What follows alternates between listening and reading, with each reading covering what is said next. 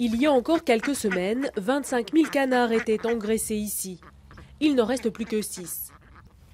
Guillermo est le seul producteur de foie gras en Californie, mais le 1er juillet prochain, son exploitation devra fermer.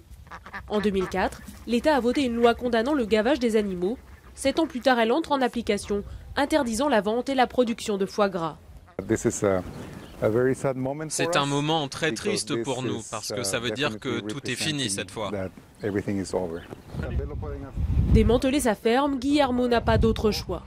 Avec sa femme, ils se sont lancés dans l'élevage des canards en 1998 et le commerce marchait plutôt bien, malgré les manifestations régulières des défenseurs des animaux.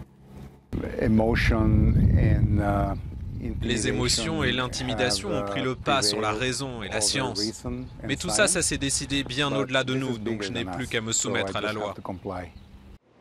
D'autres, en revanche, n'entendent pas en rester là.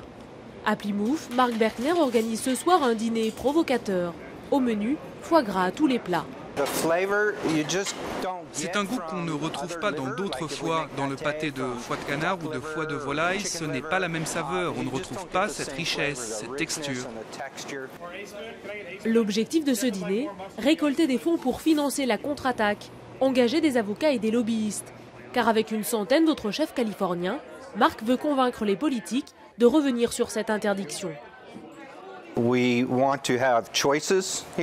veut avoir le choix, on ne veut pas qu'on nous dise un jour qu'on n'a plus le droit de servir de poulet, de porc ou de bœuf.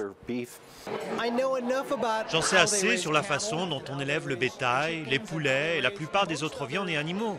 Si c'est vraiment si important, alors il n'y a plus qu'à devenir végétalien.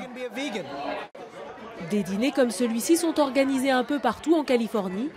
Un comble, à quelques jours de l'entrée en vigueur de la loi, les Californiens n'ont jamais autant dégusté de foie gras.